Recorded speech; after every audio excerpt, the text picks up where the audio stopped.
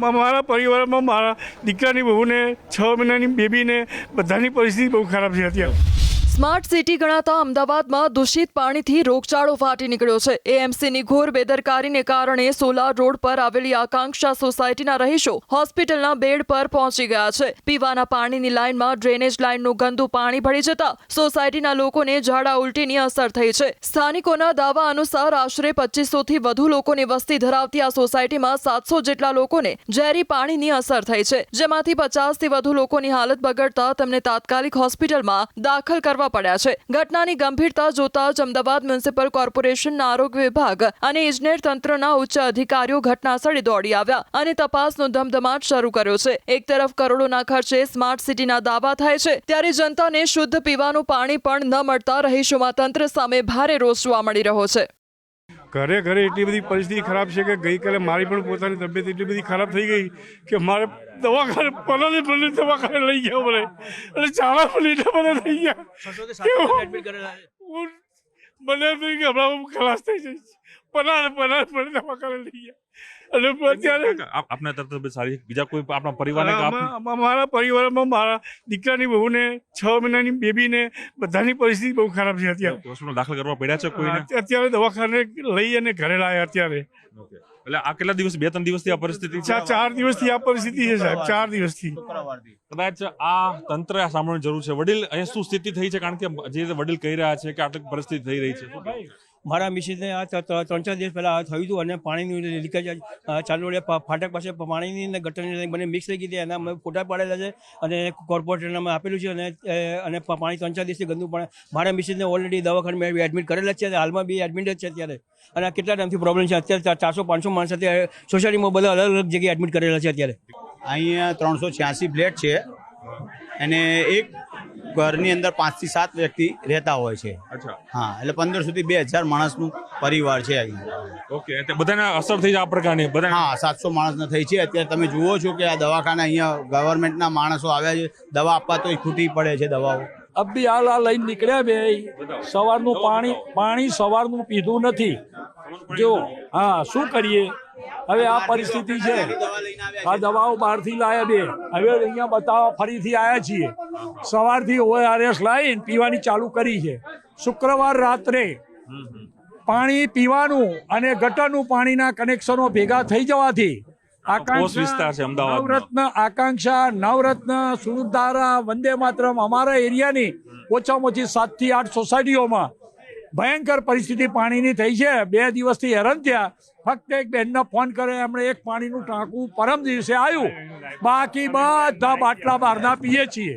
Mayor છે તે હાલ અહીં પહોંચ્યા છે અને વિઝિટ પણ કરી રહ્યા છે। દ્રશ્યોમાં જોઈ શકો છો કે કઈ રીતે અમદાવાદના મેયર હોય કે સાથે જ મેડિકલની ટીમ છે તે પણ જોવા મળી રહી છે। દ્રશ્યોમાં પણ જોઈ શકાય છે કે કઈ રીતે આ મેડિકલના અધિકારીઓ પણ પહોંચ્યા છે, સ્થાનિક કોર્પોરેટર પણ પહોંચ્યા છે। હું આપણે દ્રશ્યો બતાવીશ અંદરની સાઈડમાં કે જે ડોક્ટરો છે આ સારવાર પણ હાલ અહીં આપી રહ્યા છે। દ્રશ્યોમાં પણ જોઈ શકાય છે કે કઈ રીતે ડોક્ટરોની ટીમ પહોંચી છે, એમસીની ટીમો પહોંચી છે અને મેડિકલ જે છે કંઈક સાધનો સાથે હાલ અહીં પહોંચ્યા છે અને તમામ લોકોની દવા આપવાની કામગીરી હાલ ચાલી રહી છે। રવિવારે જે પાણી આવ્યું છે શનિ રવિના કામ રિપેરિંગ ચાલતું છે, એની અંદર ડ્રેનેજનું અને નર્મદાનું પાણી મિક્સ ક્યાંક ને ક્યાંક થયું છે અને અહીંયા સ્ટોરેજ શક્તિ વધારવાના કારણે સ્ટોરેજ પાણી રહ્યું છે।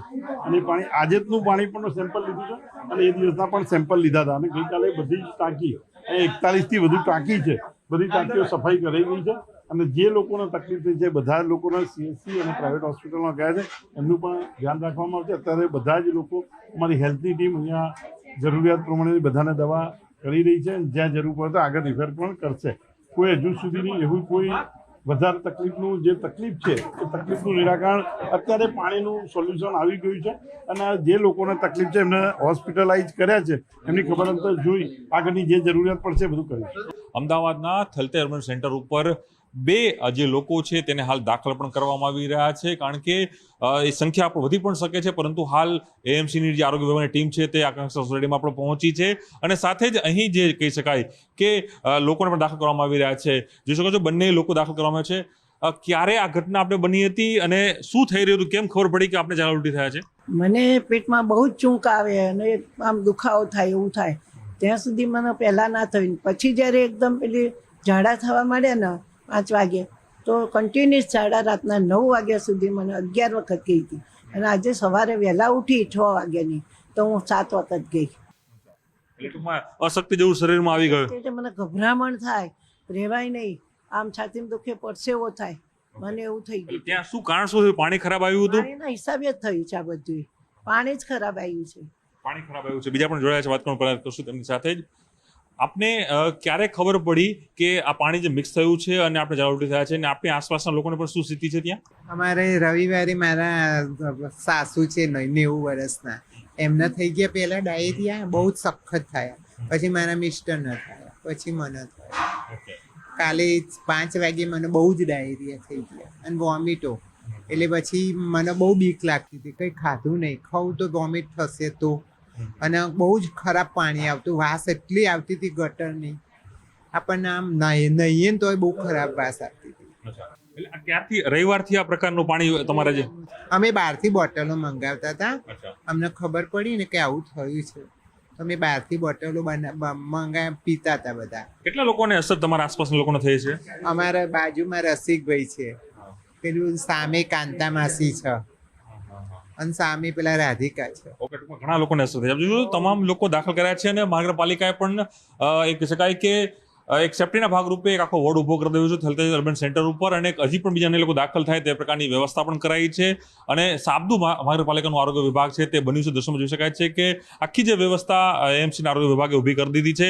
હજુ પણ કોઈ નવી સંખ્યા આવી શકે તો તેને લઈને પણ તૈયારી છે તે મહાનગરપાલિકા અહીં બતાવી છે.